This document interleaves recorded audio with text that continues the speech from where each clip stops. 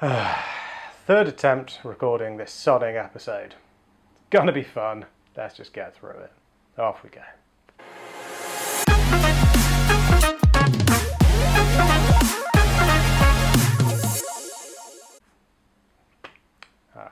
Hello and welcome to yet another episode of the HEMA show. I, like always, am your host Stuart, and this is edited by what I can only describe as a very, very, very upset man, Andy. Andy, mate, sorry. This is the third attempt at recording this bloody episode. Failure. First time I didn't hit the record properly, and rather than a video, we just had about 400 pictures of me talking to a camera like a lunatic. Second attempt, recorded it brilliantly. It was great. There was minimal waffle. It was nice and concise and to the point. There were jokes. There were callbacks. It was great. It was A material. And then the computer corrupted the file. So that was handy. So now you've just got attempt number 3, which is going to be dry resentment. So dig in. It's going to be fun, isn't it? Oh, Jesus Christ. Should we do it? Yeah, let's do it. Cool.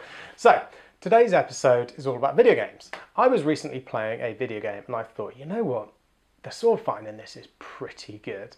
And I got thinking to myself, when did sword fighting in video games get good? So, I was playing Hellish Quart, obviously. And I thought to myself, geez, this is really good. When did sword fighting get this good?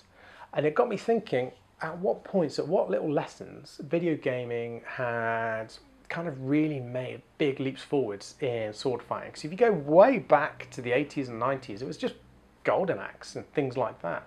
Or even Streets of Rage.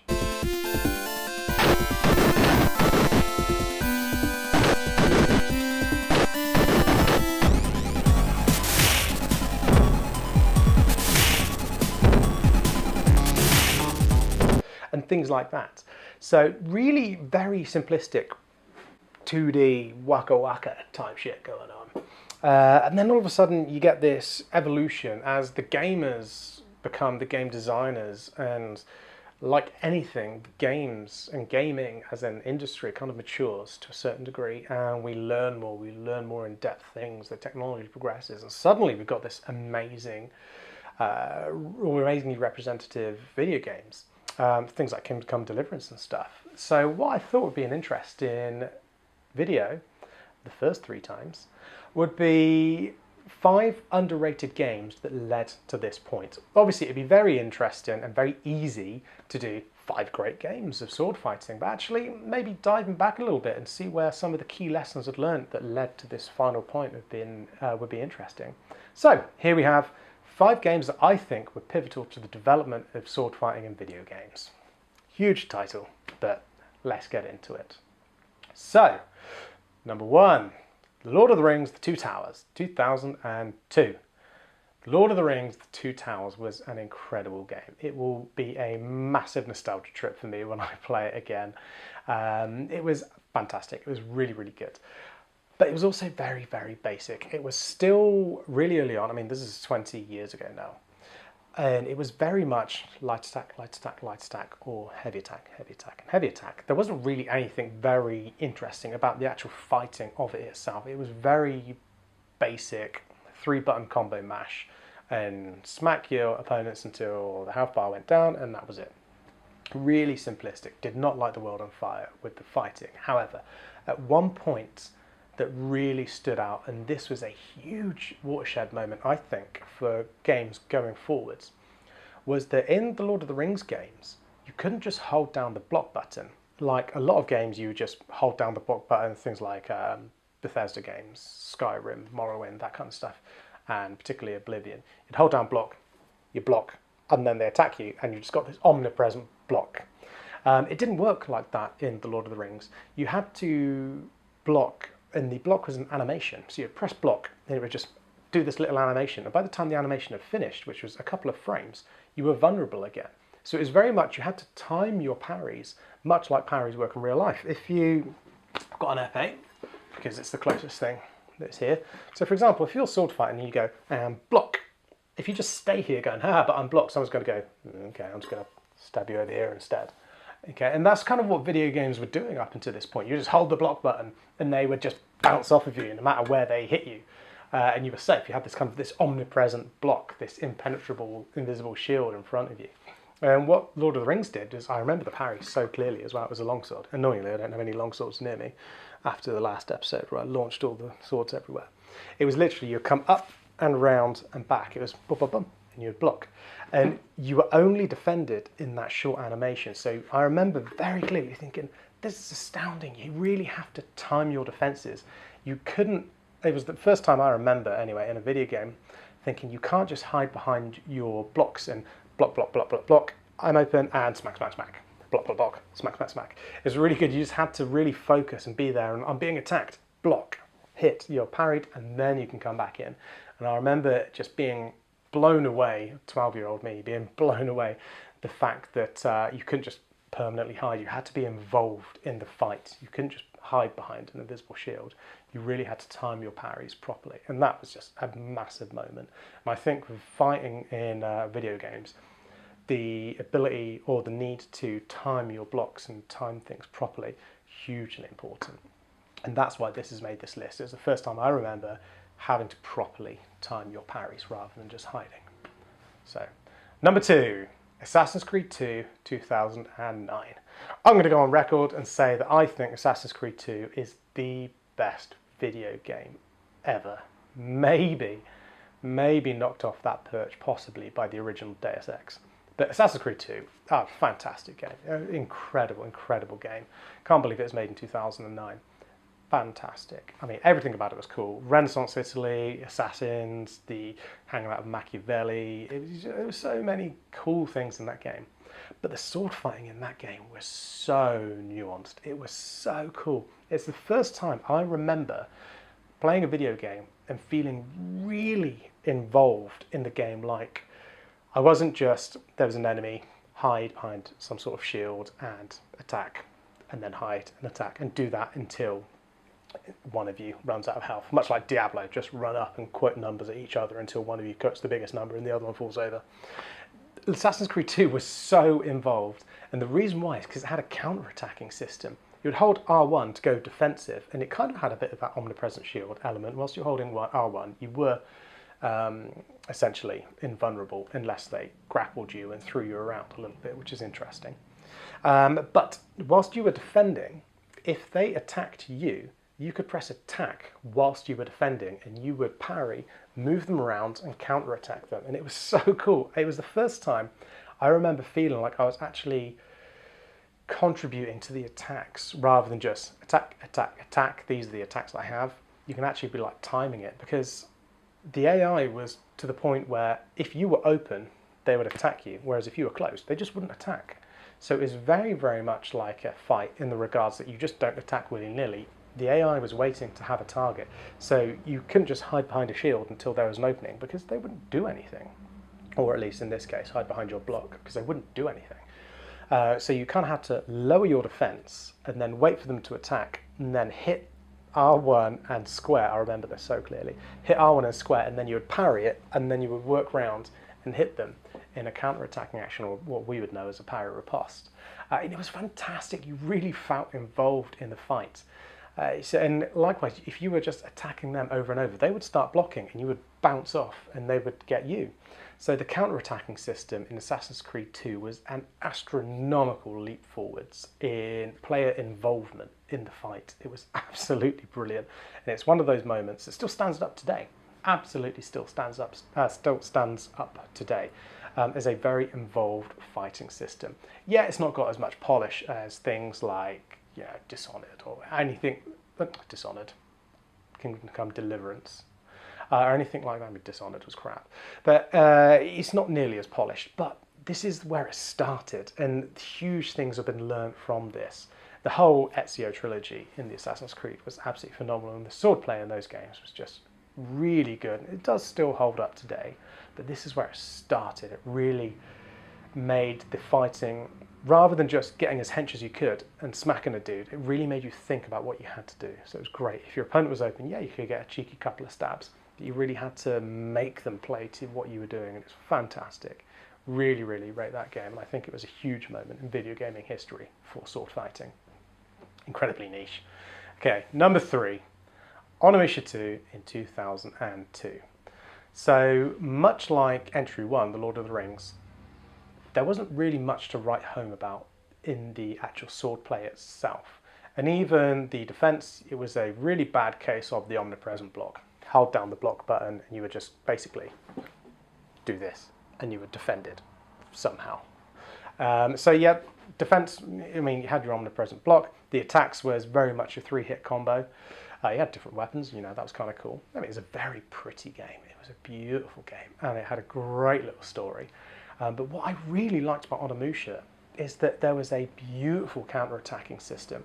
As your opponents would start their attacking animation, if you were quick enough, you could hit your own attack. And whilst they were spooling up their attack animation, you could counter-attack in and you would get like a massive critical hit. The screen would be like a big old flash and you would get this huge cut go across the screen and you know, just wiped them out in a single turn. But it was absolutely fantastic, and it was again one of the first time I remember playing it and really paying attention, not to what you're doing, but looking at your tells on your opponent, going, and where is it? Where is it? Is it? They're attacking, smash, and hitting that square, and really getting in and cutting them on that counter attack. So it really was attack on preparation. It was brilliant. Everything else, it was okay for the time. You know, I'm sure it's still functional. It'd be a little bit boring, a little bit formulaic, but there was just that one little kernel there that just kind of grew, and it was just so cool to be able to actually bring the fight to your opponent, and just having that counter-attacking was really, really cool.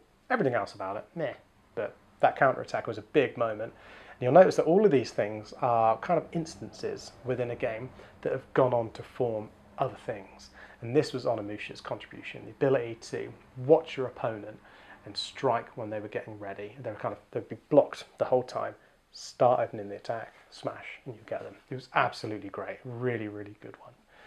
On to number 4, Summoner 2, 2002.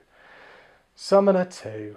Oh man, of all of these games, this is the one that I have the most nostalgia for. It was definitely gloriously polygonal, this one. It looked a little bit like Tekken actually, just shoeboxes attacking each other. Great game, great story. It was very much the sword combat in this, like everything, or like most things on this list, fairly standard, but it did one thing where it kind of changed everything at that point going forwards. And the thing that Summoner changed was not getting greedy with your hits. Up until this point, you were basically 3-hit combos, and you still had 3-hit combos in Summoner, and you would block, block, block, smash, smash, smash, block, block, block, smash, smash, smash, pretty much up until this point. But in Summoner, you couldn't just take that for granted. Different opponents would let you get away with different amounts of attacks. There were some lower level opponents you could hit them 3 or 4 different times and you would absolutely batter them. There were higher level opponents where you would kind of just get 1, if you're lucky, 2 attacks in. And that was another one of those watershed moments when I remember thinking, oh crikey, I've actually got to pay attention and look at what the skill level of my AI opponent is. You know, you'd block, block, block, and smack, get back, block, block, smack, block, smack, smack, block. You know, because the opponent was much higher. Whereas in the lower level opponent, you would kind of tank it all on the shield and then wail on them and just absolutely batter them in one combo. So even though the fighting in itself wasn't actually that nuanced, you really had to look at what your opponent was capable of letting you get away with, and it really nailed in the concept of not being greedy with your hits, which is something, you know, that we all do from time to time in HEMA. We all are guilty of thinking, oh, I can do it, I can do it, I can get that hit, bang, oh shit, I've been counter-attacked. And that's exactly what it was. It was that moment in Summoner 2 where you thought, I've really got to be careful with the amount of attack, and I can't just ping out a combo, absorb their combo, ping out another one, job done, next opponent. You really had to think about the amount of attacks you were throwing into them. So it was really cool. It was a great moment, that one. Next game was Greedful 2019. Weirdly, Greedful, at this point, other games have existed. I think Kingdom Come came out in 2018, I think, maybe 17 actually. I think Hellish Court came out, or maybe the year afterwards. Dishonored, I keep calling it Dishonored. Kingdom Come Deliverance was out at this point. So it was in amongst great games, But there was one thing that I really liked about Greedful that it really focused on a lot more than others. If you ignore all the fantastical elements of that game, is its footwork. The footwork in Greedful was brilliant. It was almost a primary gameplay loop. Parrying was definitely doable. You really had to time it beautifully, but like most other games at that point in time, the parrying system was fine. It was up to par, not nearly as good as some others. But Greedful really had the distancing nailed down. If you dodged back just too short, you would still get hit. If you dodged back too far, they would see that you had gone back. They would come into a defense and you would counter into essentially a closed line and then get countered yourself. Greedful really had the footwork nailed down. And at this point, other games were doing swordplay better, but Greedful, I think, had probably the best footwork going on with dodging, moving, body avoidance, and so on and so forth. So it was a really cool thing to notice that even subtleties like movement, body avoidance are kind of being incorporated at this point. So those are my not best games of all time, not the best sword fighting games of all time, but 5 games that really contributed maybe just one core concept and kind of paid that forward to the successive games. I would say the absolute watershed moment, the real breakthrough moment where games were evolving and really encouraging the player to think and engage with the sword fight was definitely around about Assassin's Creed 2. It was an absolutely stellar game and you just were involved so much in the game. So it's fantastic. So what were yours? Let us know in the comments below some of your most important or pivotal or favourite sword fighting games that aren't the obvious ones. It'd be really interesting to see. So on to our Q&A.